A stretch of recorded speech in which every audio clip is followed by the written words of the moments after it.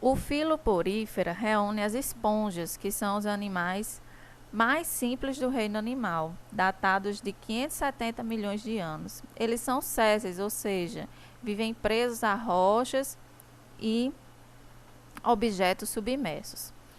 São animais aquáticos cuja organização corporal muito simples possuem poros para permitir o fluxo de água por entre o seu corpo. Daí o nome porífera, que vem de poros. Elas não apresentam nenhum tipo de órgão, nem tecidos diferenciados.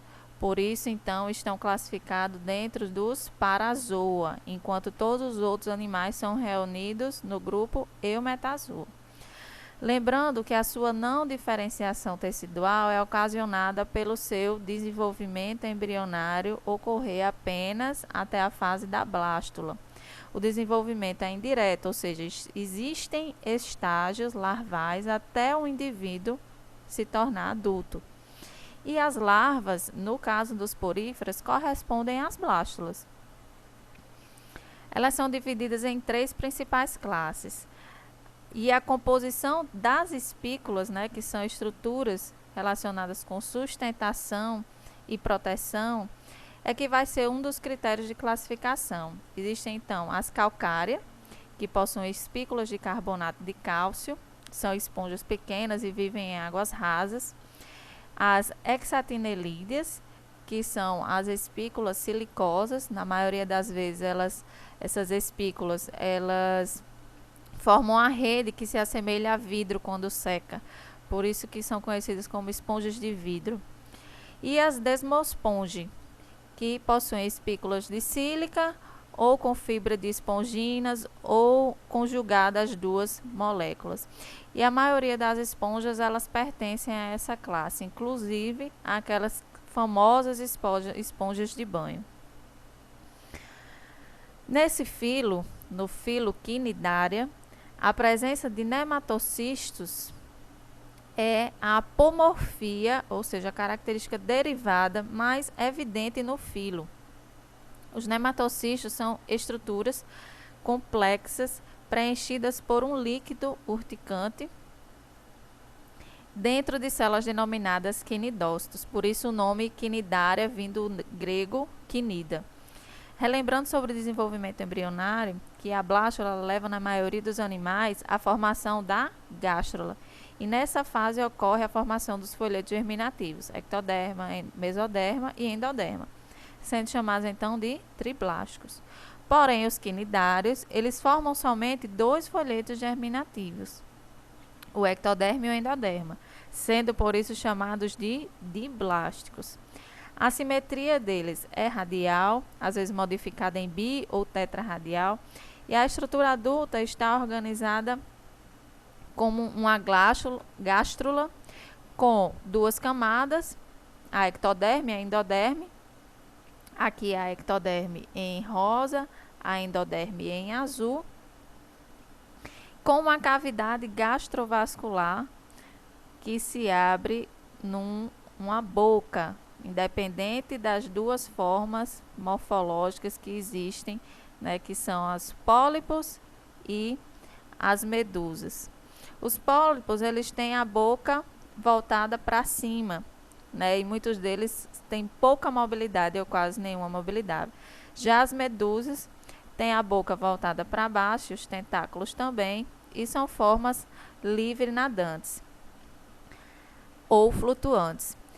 A classe do filo Quinidária, elas são organizadas em partes pelos tipos morfológicos dos animais na fase adulta, sendo distribuídos as formas medusoides em cubozoa e sifozoa, representados pelas águas vivas, e os hidrozoas, que são pólipos e medusas, representados pelas caravelas, hidras e corais, e a classe Anthozoa, que são exclusivamente formados por pólipos, representados pelas anêmonas do mar e os corais pétreos.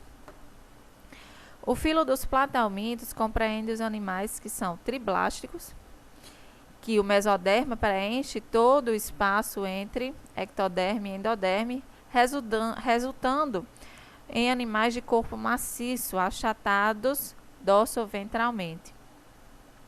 Não há outra cavidade no corpo além da cavidade digestória, sendo por isso considerados acelomados. Esse filo ele reúne os animais que vivem em água doce ou salgada, em ambientes de terra firme e úmidas, no caso das planárias, da classe tubelária, ou parasitando outros animais, assim como as tênias da classe cestoda e os equistossomos da classe trematoda, que possuem ganchos e ventosas para fixação no seu hospedeiro. O celoma verdadeiro, ele aparece a partir dos representantes do filo molusca, sendo, portanto, chamados de celomados. Esse filo, ele reúne animais de corpo mole, em geral revestido por uma concha calcária rígida ou endoesqueleto, no caso aqui dos cefalópodes. Os representantes desse grupo vivem em água doce ou salgada, em mais diversos ambientes de terra firme. E os representantes mais conhecidos são os caramujos ou lesmas, na classe dos gastrópodes, os mexilhões, na classe dos bivalves, e os moluscos e os polvos e as lulas, na classe dos cefalópodes. Os gastrópodes, eles possuem uma concha única, que ela pode ser enrolada ou não em espiral. Os bivalves, eles são filtradores e por isso perderam a rádula, que é uma espécie de língua que auxilia a raspagem de substratos na alimentação. E os cefalópodes possuem cabeça e pés bem desenvolvidos em tentáculos e possuem hábito predador bem desenvolvidos. O filo dos Annelida ou Annelídeos reúne os animais que são triblásticos, celomados, de corpo cilíndrico e dividido em segmentos transversais, ou seja, eles são metamerizados. Essa metameria ocorre internamente e geralmente ela é visualizada externamente também. A classificação dos anelídeos baseia-se principalmente na quantidade de cerdas que cada um dos organismos possui. Eles podem ser classificados em oligoquetas, hirundíneas e poliquetas. Os representantes mais comuns dos oligoquetas são as minhocas, que possuem cerdas, sendo percebidas somente apenas no toque. Aqui no exemplo da figura. Os poliquetas, eles possuem segmentos que apresentam expansões laterais, chamadas de parapódios, que são nesses parapódios onde vão se fixar as cerdas. Eles são, na sua maioria, organismos marinhos. Já os hirundíneos, que são representados pelas sanguessugas, eles perderam essas cerdas e houve no seu corpo a fusão dos compartimentos celômicos, além de possuírem uma ventosa posterior. O filo dos nematódeos reúne grande variedade de animais triblásticos, pseudocelomados, de corpo cilíndrico e afilado nas duas pontas. Nesse filo, o mesoderma ele cresce aderido ao ectoderma, deixando um espaço entre si e o endoderma. Esse espaço ele é chamado de pseudoceloma e é preenchido por um líquido, e ali é onde são alojados os órgãos dos animais, desses animais. Além disso, os animais desse filo possuem exoesqueleto de colágeno e realizam a muda, por isso estão classificados no grupo dos Equidizoa. Os representantes desses filos, eles vivem em todo tipo de ambiente. Os da classe dos Adenophoria são em sua maioria de vida livre, mas correspondem a apenas 1% dos representantes do filo. A classe dos Cercenteias São parasitas de animais e de plantas, sendo mais conhecidos as lombrigas, os ancilóstomos, as filárias, causadores de doenças em humanos. O filoartrópoda reúne uma grande diversidade de organismos triblásticos com corpo metamerizado que podem se unir formando tagmas. Uma característica única desse grupo é a presença de corpo protegido por exoesqueleto de quitina e a presença de apêndices que são articulados. Seus representantes estão divididos em 5 subfilos: os crustáceos, os hexápodas, os queliceriformes, os miriápodas e o trilobitomorfas, já extintos. Os crustáceos, em sua maioria, são aquáticos, representados pelos camarões, lagosta, caranguejo. Os insetos são os hexápodas, são os animais de terra firme que possuem asas em pelo menos algum período do seu ciclo de vida e constituem a maioria das espécies conhecidas de seres vivos. Os miriápodas, como os piolhos de cobra, que são diplópodes, as centopeias, que são quilópodes, e os quelicerados, ou os queliceriformes, representados pelas aranhas, escorpiões, carrapatos e ácaros, e são tipicamente de terra firme.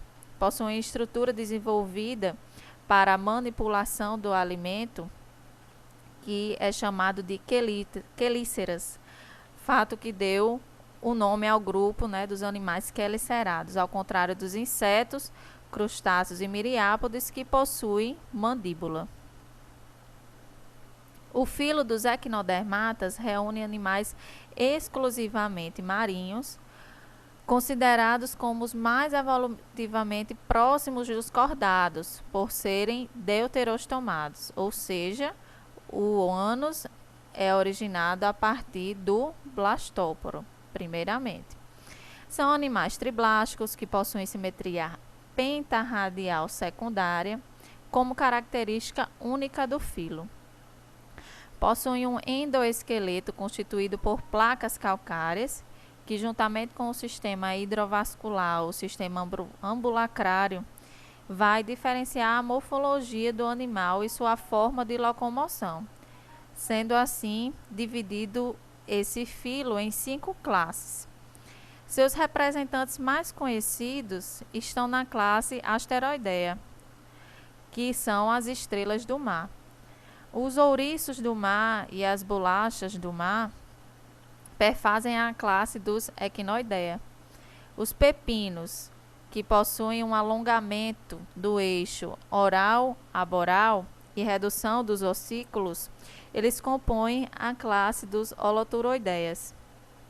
Os lírios do mar, com seus braços cobertos por sulcos ambulacrais para alimentação, são os principais representantes da classe Crinoidea, e os ofiuros, com sua grande articulação em seus braços, compõem a classe Ofiuroidea. O filo cordado reúne alguns animais invertebrados aquáticos, como as assídeas e os anfioxos, e todos os animais vertebrados, peixes, anfíbios, répteis, aves e mamíferos. E é um grupo bem diversificado, que reúne animais com tamanhos e formas corporais variados, adaptados aos mais diversos tipos de ambiente. Todos esses representantes eles são triblásticos, deuterostômios, metamerizados, com simetria bilateral. Porém, o nome do filo é derivado da presença na vida embrionária de um cordão nervoso dorsal semirrígido, que é a notocorda, de um tubo nervoso dorsal na vida embrionária, fendas faríngeas e cauda pós-anal. Aqui a gente evidencia o cordão nervoso dorsal, a cauda pós-anal, as fendas faríngeas e aqui a notocorda. Vou deixar aqui para vocês esse exemplo de árvore filogenética simplificada que pode ser utilizado no ensino de ciências e contextualiza bastante com os personagens que são conhecidos por muitas crianças. É isso aí, pessoal. Muita energia positiva, bons estudos a todos.